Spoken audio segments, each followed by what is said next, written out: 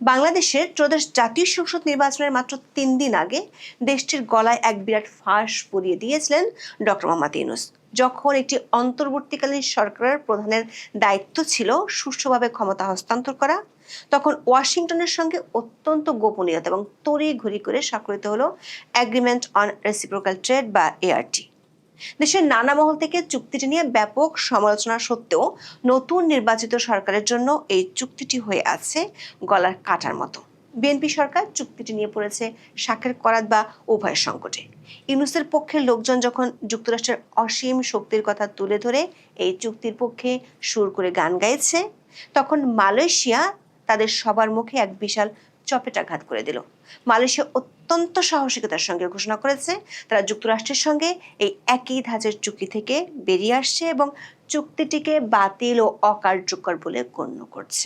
বিশেষজ্ঞরা মনে করেন মালয়েশিয়ার এই সিদ্ধান্ত বাংলাদেশের জন্য যেমন একটি বড় কূটনৈতিক ধাক্কা, তেমনি এটি একটি নতুন নির্বাচিত সরকারের সামনে এই গলার ফাঁস ছিঁড়ে ফেলার একটি বৈধ পথ খুলে দিয়েছে। কিন্তু প্রশ্ন হলো, বিএনপি সরকার কি পারবে মালয়েশিয়া হতে বা মালয়েশিয়ার মতো দেশের স্বার্থে সাহসী হতে, নাকি ডক্টর ইউনূসের রেখে যাওয়া বিষ গিলতে গিলতে দেশকে আরো ক্ষতির মুখে ঠেলে দেবে? বিস্তারিত জানতে চলুন যাওয়া যাক বিশ্লেষণে।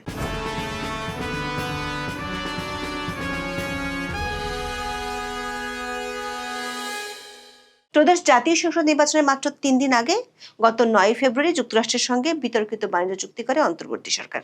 তখন দেখানো হয়েছিল নন ডিসক্লোজার এগ্রিমেন্টের বাহানা। তবে যুক্তরাষ্ট্র সরকারের পক্ষ থেকে চুক্তির পুরোটা প্রকাশ হলে মাথায় হাত পড়ে বাংলাদেশের ব্যবসায়ী এবং অর্থনীতিবিদদের। বেসরকারি গবেষণা প্রতিষ্ঠান সিপিডি সম্প্রতি জানায়, একটি অনির্বাচিত সরকার হয়েও অন্তর্বর্তী সরকার যুক্তরাষ্ট্রের সঙ্গে যে বাণিজ্য চুক্তি করেছে তা দেখে তারা হতভম্ব ও স্তম্ভিত। প্রতিষ্ঠানের গবেষণা পরিচালক খন্দকার গোলাম মুয়াজ্জেম বলেন, এমন চুক্তির দায় পুরোপুরি নির্বাচিত অর্থাৎ বিএনপি সরকারকে বইতে হবে। দর্শক, অন্তর্বর্তী সরকার বিদায় নেওয়ার মাত্র এক সপ্তাহ আগে গত ৯ ফেব্রুয়ারি স্বাক্ষর হওয়া মূল ৮ পৃষ্ঠার চুক্তিটি পর্যালোচনা করে দেখা গেছে এতে ৬টি অধ্যায়ে নানা শর্ত যুক্ত করা হয়েছে। পরিশিষ্ট সংযোজনী মিলে চুক্তিটি মোট ৩৭ পৃষ্ঠার। চুক্তিটি বাংলাদেশকে অন্তত ১৩৫টি শর্ত পালনের বাধ্যবাধকতা আরোপ করেছে। বিশেষজ্ঞরা মনে করেন এই চুক্তিতে এমন কিছু শর্ত এবং কাঠামো রয়েছে যা দেশের সার্বভৌমত্ব ও অর্থনৈতিক ভবিষ্যৎকে দীর্ঘমেয়াদী ঝুঁকির মুখে ফেলেছে। বিশ্লেষকরা এই চুক্তিকে গলার ফাঁস বলার পিছনে বেশ কিছু সুনির্দিষ্ট ও অকাট্য যুক্তি তুলে ধরেছেন যা দেশের সামষ্টিক অর্থনীতিতে ভয়াবহ প্রভাব ফেলতে পারে। এই চুক্তির সবচেয়ে দৃশ্যমান নেতিবাচক দিক হলো এর একতরফা সুবিধা। চুক্তির শর্তানুসারে বাংলাদেশকে ৬,৭১০টি মার্কিন পণ্যের উপর অগ্রাধিকারমূলক বাজার সুবিধা বা শুল্ক ছাড় দিতে হবে। এর বিপরীতে যুক্তরাষ্ট্র মাত্র ১,৬৩৮টি বাংলাদেশি পণ্যের উপর শুল্ক সুবিধা দেওয়ার প্রতিশ্রুতি দিয়েছে। এই বিশাল সংখ্যার পার্থক্যের চেয়েও ভয়াবহ বাস্তবতা হলো রপ্তানির সক্ষমতা। জাতীয় রাজস্ব বোর্ডের ২০২৫ সালের তথ্য বিশ্লেষণ করলে দেখা যায়, বাংলাদেশ ওই ১,৬৩৮টি পণ্যের তালিকায় থাকা মাত্র ১৪টি পণ্য আসলে যুক্তরাষ্ট্রে রপ্তানি করে। ফলে এই শুল্ক ছাড়ের সুবিধা বাংলাদেশের জন্য কার্যত শূন্যের কোঠায়। অন্যদিকে ৬,৭১০টি মার্কিন পণ্যের মধ্যে ২,০১৬টি পণ্য বাংলাদেশ গত বছর নিয়মিত আমদানি করেছে, যার মোট মূল্য ছিল $৬৫ মিলিয়ন। এই পণ্যগুলোর উপর শুল্ক কমানো বা তুলে দেওয়ার ফলে বাংলাদেশের রাজস্ব খাতে বছরে প্রায় ৪১৯ কোটি টাকা লোকসান হবে। বিপরীতে বাংলাদেশ যুক্তরাষ্ট্রের বাজারে যে শুল্ক সুবিধা পেতে পারে তার আর্থিক মূল্য মাত্র $১৫ মিলিয়ন বা $১,০০,০০,০০০।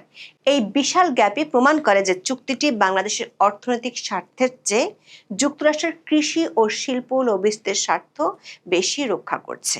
এই চুক্তির সবচেয়ে বিতর্কিত এবং ভয়ঙ্কর অংশ হলো ৪ নম্বর ধারার ৩ অনুচ্ছেদটি, যাকে গবেষকরা স্লিপার ক্লজ বা একটি লুকানো মরণাস্ত্র হিসেবে মনে করছেন।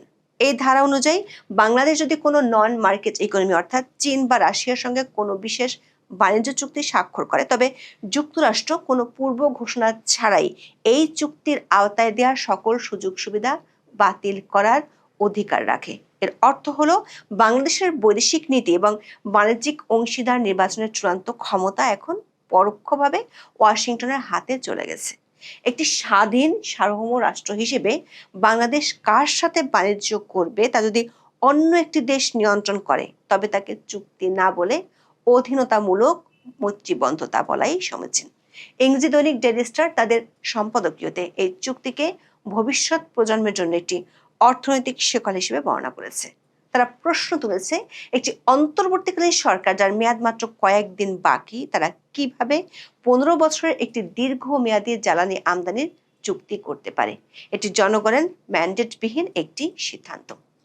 অন্যদিকে সমকাল অর্থনীতিবিদ আনু মোহাম্মদের উদ্ধৃতি দিয়ে বলেছে যে এই চুক্তির মাধ্যমে কার্যত বাংলাদেশকে একটি নির্দিষ্ট ব্লকের অধীনে বন্দী করা হয়েছে এবং মার্কিন লবিস্টদের স্বার্থ হাসিল করা হয়েছে। ডেইলি স্টারের এক প্রতিবেদনে ইউনূস সরকারের করা দাসখতের চুক্তির বিভিন্ন দিক উঠে এসেছে। এতে বলা হয়, অন্তর্বর্তী সরকার যুক্তরাষ্ট্রের সঙ্গে যে বাণিজ্য চুক্তি করেছে তাতে বাংলাদেশের অর্থনৈতিক সার্বভৌমত্ব নিয়ে প্রশ্ন উঠেছে। বিশেষ করে বাণিজ্য, জ্বালানি ও নিরাপত্তার মতো গুরুত্বপূর্ণ খাতে সিদ্ধান্ত গ্রহণের স্বাধীনতা নিয়ে শঙ্কা তৈরি হয়েছে। এক কথায় এটি যেন সত্যিকারের একটি গোলামির চুক্তি। বাংলাদেশের স্বাধীন বাণিজ্য নীতিকে কেবল গলা টিপে ধরা হয়নি, এক সীমাহীন অর্থনৈতিক সংকটে ঠেলে দেওয়ার বন্দোবস্ত পাকাপাকি করে গেছেন মোহাম্মদ ইউনূস। ইউনূসের পক্ষে লোকজন অবশ্য দাবি করে আসছে, যুক্তরাষ্ট্র যে অসীম ক্ষমতার অধিকারী, এই শুল্ক আরোপ ইস্যুতে তারা যেভাবে বিশ্বের শক্তিধর দেশগুলোকে নাকানি চুবানি খাইয়েছিল, সেখানে বাংলাদেশের মতো দেশের এই চুক্তি না করে কি বা করার ছিল। তাদের সেই যুক্তির বিরুদ্ধে এক বিশাল থাপ্পড় ছুড়ে দিয়েছে মালয়েশিয়া। মালয়েশিয়া আনুষ্ঠানিকভাবে যুক্তরাষ্ট্রের সঙ্গে এগ্রিমেন্ট অন রেসিপ্রোকাল ট্রেড বা এআরটি থেকে বের হয়ে আসার ঘোষণা দিয়েছে। মালয়েশিয়া হলো প্রথম দেশ যারা ট্রাম্প প্রশাসনের এই পারস্পরিক শুল্ক কাঠামোকে সরাসরি প্রত্যাখ্যান করলো। দেশের বিনিয়োগ, বাণিজ্য ও শিল্পমন্ত্রী দাতুক সেরি জোহরি আব্দুল গনি ঘোষণা করেছেন, এই চুক্তি এখন বাতিল ও অকার্যকর, মানে নাল অ্যান্ড ভয়েড। মালয়েশিয়ার এই সিদ্ধান্ত কেবল একটি বাণিজ্যিক সিদ্ধান্ত নয়, এটি একটি আইনি ও রাজনৈতিক অধিকার প্রতিষ্ঠার লড়াই। বিশ্লেষকরা মনে করেন, মালয়েশিয়ার এই সিদ্ধান্তের পেছনে মূলত 3টি বড় কারণ কাজ করেছে, যা বাংলাদেশের পরিস্থিতির জন্য হুবহু মিলে যায়। গত 20 ফেব্রুয়ারি যুক্তরাষ্ট্রের সুপ্রিম কোর্ট এক যুগান্তকারী রায়ে ঘোষণা করেছে, প্রেসিডেন্ট ডোনাল্ড ট্রাম্প আইইপিএ আইনের দোহাই দিয়ে যে ঢালাও শুল্ক আরোপ করেছিলেন তা অবৈধ ও আইন বহির্ভূত। এই রায়ের ফলে পুরো পারস্পরিক শুল্ক কাঠামোর আইনি ভিত্তি ধসে পড়ে। মালয়েশিয়ার যুক্তি হলো, যেহেতু এই চুক্তির মূল ভিত্তি ছিল ওই শুল্কের হুমকি, তাই ভিত্তিহীন শুল্কের উপর ভিত্তি করে তৈরি চুক্তি বজায় রাখা অর্থহীন। দ্বিতীয়ত, সুপ্রিম কোর্টের রায়ের পর যুক্তরাষ্ট্রের সকল বাণিজ্য অংশীদারের উপর সাময়িকভাবে 10% শুল্ক হার ঘোষণা করেছে।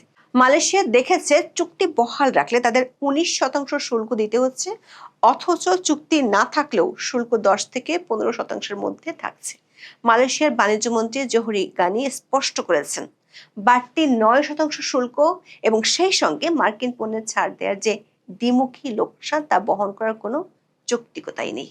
প্রশ্ন হলো, মালয়েশিয়ার প্রস্থান বাংলাদেশের সামনে একটি শক্তিশালী নজির তুলে ধরছে, কিন্তু বাংলাদেশ কি তা আদৌ পারবে বা মালয়েশিয়া হতে পারবে? মালয়েশিয়া যে ট্রাম্পের বিরুদ্ধে অবস্থান নিতে পেরেছে তার বড় একটি কারণ হলো দেশটির বিরোধী দলের অবস্থান। মালয়েশিয়ার বিরোধী দল এরিকাতা ন্যাশনাল এই চুক্তির বিরুদ্ধে দেশটির সংসদে অনেক দিন ধরে সরব ছিল।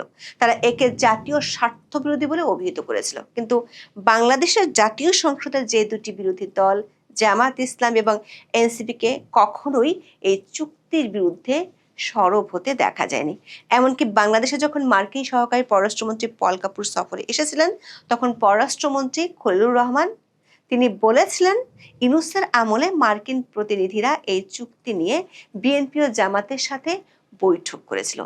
তার মানে বর্তমান সংসদের সরকারি ও বিরোধী দুটি দলই এই চুক্তি নিয়ে জানতো। পল কাপুরের সফরের সময় এই চুক্তি নিয়ে যখন সারা দেশে বিতর্ক দেখা দেয়, তখন বিএনপির পক্ষ থেকেও ধরি মাছ না ছুঁই পানির মতো আচরণ করা হয়েছিল। মালয়েশিয়ার সরকারি ও বিরোধী দল দেশের রাজনৈতিক স্থিতিশীলতা এবং চীনের সঙ্গে দীর্ঘমেয়াদী বাণিজ্যিক ভারসাম্য রক্ষা করার জন্য ওয়াশিংটনের শৃঙ্খল থেকে মুক্ত হওয়াকেই শ্রেয় মনে করছে।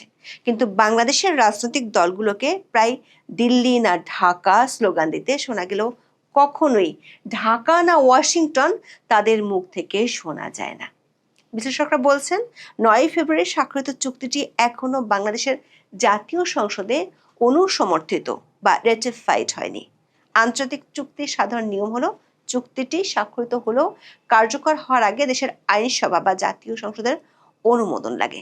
বিএনপি নিয়ন্ত্রিত বর্তমান সংসদ যদি এই চুক্তির অসম শর্তগুলোর কারণে এটি প্রত্যাখ্যান করে, তবে আন্তর্জাতিকভাবে বাংলাদেশ কোনো দায়বদ্ধতায় থাকার কথা নয়। আবার মালয়েশিয়া যে যুক্তিতে চুক্তি বাতিল করেছে, বাংলাদেশও সেই একই যুক্তি ব্যবহার করতে পারে। যেহেতু চুক্তির মূল কারণ মানে উচ্চ শুল্কের হুমকি মার্কিন আদালতই বাতিল করে দিয়েছে, তাই এই চুক্তির আর কোনো কনসিডারেশন অবশিষ্ট নেই। Vienna convention on the law of treaties অনুযায়ী যদি চুক্তির ভিত্তিগত পরিস্থিতিতে বড় ধরনের পরিবর্তন ঘটে, তবে পক্ষগুলো তা থেকে অব্যাহতি পেতে পারে। দর্শক, অনেকে মনে করেন চুক্তি থেকে বের হওয়া সহজ হলো এর পরবর্তী ফলাফলগুলো মোকাবেলার জন্য বাংলাদেশের সুদূর প্রসারের প্রস্তুতি লাগবে। এটি কেবল একটি বাণিজ্যিক বিষয় নয়, বরং ওয়াশিংটনের সঙ্গে সম্পর্কের এক অগ্নি পরীক্ষা। বাংলাদেশ যদি চুক্তি বাতিল করে, তবে যুক্তরাষ্ট্র তৈরি পোশাক খাতের উপর জোরপূর্বক শ্রম বা অতিরিক্ত উৎপাদন ক্ষমতার অভিযোগ তুলে নতুন করে কড়া শুল্ক বা নিষেধাজ্ঞা আরোপ করতে পারে। এটি হবে একটি দীর্ঘমেয়াদী স্নায়ুযুদ্ধ। দর্শক, বাংলাদেশের বর্তমান রাজনৈতিক প্রেক্ষাপটে যুক্তরাষ্ট্র বাংলাদেশ পারস্পরিক বাণিজ্য চুক্তিটি একটি বিষাক্ত উপহারের মতো। অন্তর্বর্তীকালীন সরকার তাদের শেষ সময়ে যে শিকল পরিয়ে দিয়ে গেছে, তার খেসারত আগামী 15 বছর এদেশের মানুষকে দিতে হতে পারে। বাংলাদেশের নতুন সরকার উচিত হবে মালয়েশিয়ার সঙ্গে দ্রুত বাণিজ্যিক ও কূটনৈতিক যোগাযোগ স্থাপন করা এবং একটি যৌথ আঞ্চলিক অবস্থান গ্রহণ করা। একই সাথে সংসদে এই চুক্তির প্রতিটি ধারা নিয়ে প্রকাশ্য বিতর্কের আয়োজন করতে হবে এবং একটি শ্বেতপত্র প্রকাশ করতে হবে। বাংলাদেশের অর্থনীতিকে কোনো বিশেষ ব্লকের অধীনে বন্দী না রেখে একটি স্বাধীন ও ভারসাম্যপূর্ণ বাণিজ্যিক পথে পরিচালিত করাই হবে নতুন নির্বাচিত সরকারের প্রধান অগ্নিপরীক্ষা। কারণ বিএনপি নির্বাচনের আগেই বলেছিল তাদের বৈদেশিক ও বাণিজ্য নীতির মূল ভিত্তি হলো বাংলাদেশ ফার্স্ট বা সবার আগে বাংলাদেশ। মালয়েশিয়ার সিদ্ধান্ত বিএনপির নীতির জন্য বিরাট একটি চ্যালেঞ্জে ছুড়ে দিল। এখন এই পর্যন্ত। সবাই ভালো থাকুন, সুস্থ থাকুন, নিরাপদে থাকুন। দেখা হবে আগামী পর্বে।